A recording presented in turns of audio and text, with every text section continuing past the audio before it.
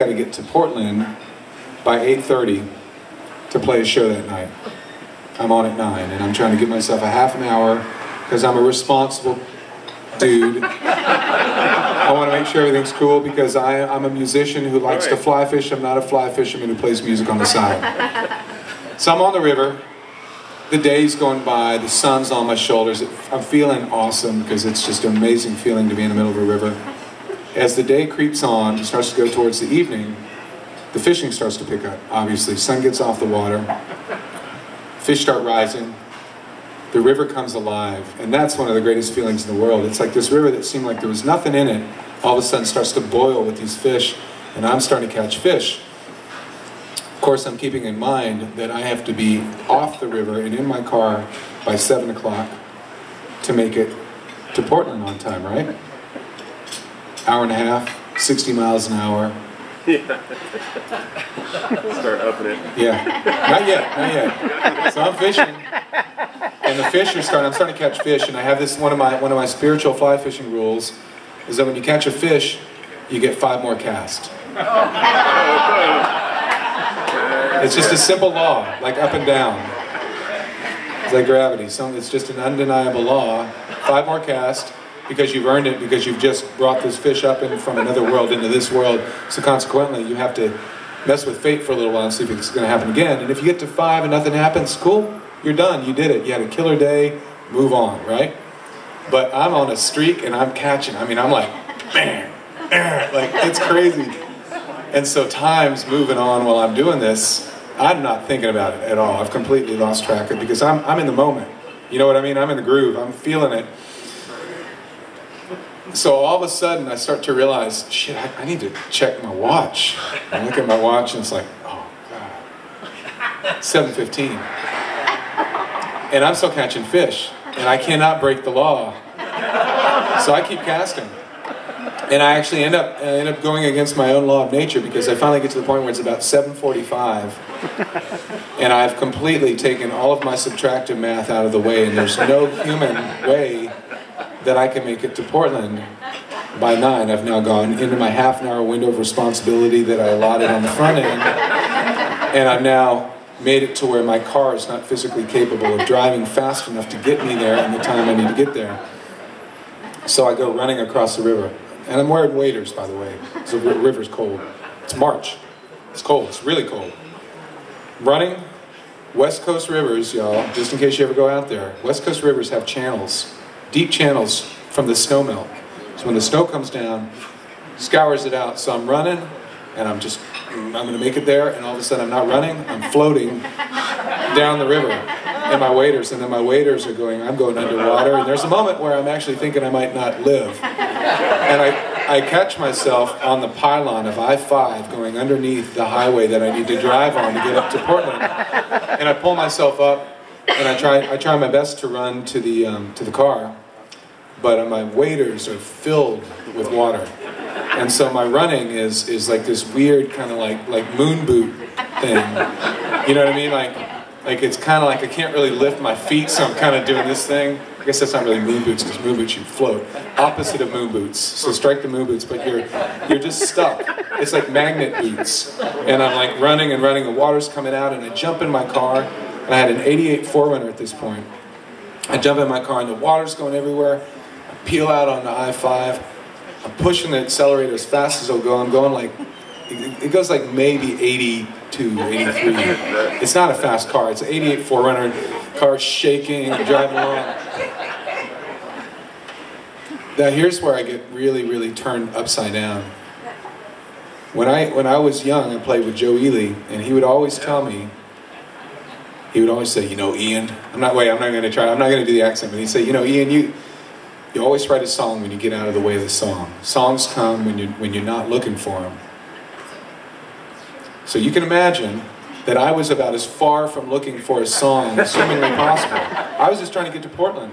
But this melody is just sitting there right on my edge of my brain and my soul, and it's going, who are you? You know, you're a songwriter, right? You're not a fisherman. You like to fish, but you're a musician, and this is what you do. This is who you are, right? You're gonna write me, bitch.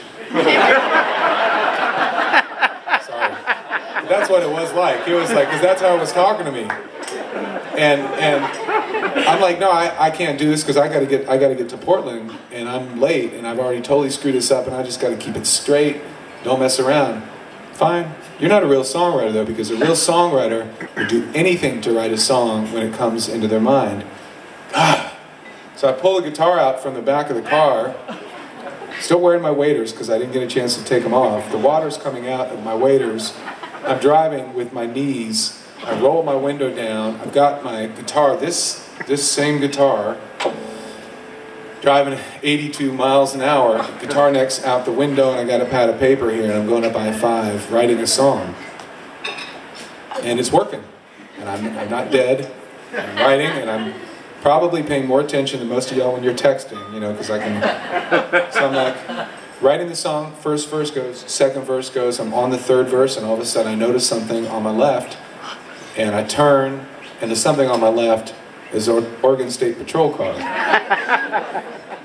Okay, you want me to tell you all the different things that I've just broken? The speed limit is 60 miles an hour, okay? I'm going 82, 84. That's not the only thing. I'm not wearing my seatbelt. I'm playing a guitar. I don't have my hands on the steering wheel, and he's looking at me, and I'm looking at him like, because I'm playing my guitar. I mean, I'm not, there's no navigating this. There's no like, it's cool, I'm sorry I was speeding, I was in a hurry. It's like so ridiculous. There's no excuse. Like I'm wearing waders and I'm playing a guitar, just drive. It doesn't make any sense. So I'm pretty much figuring that I pretty much screwed the pooch. It's about as bad as I possibly could have done it. I'm going to miss the gig. I'm probably going to prison for something, I'm sure. God knows, I'm sure I have a speeding ticket somewhere too. And I start to pull over, and the realization of just how common this is in my life, and how I'm a dreamer and I'm an idealist, and I always make these decisions based on my impetuous nature. God, and I look over and the guy waves at me and he drives off.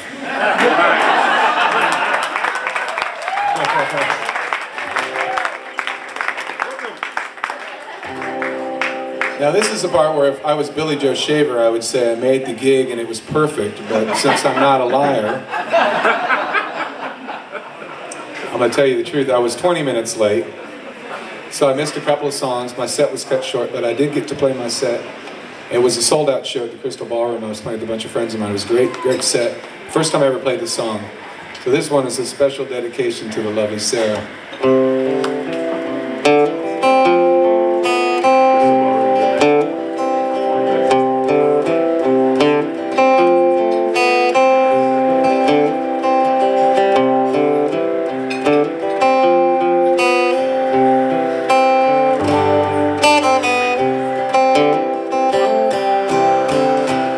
Every day is like a new day.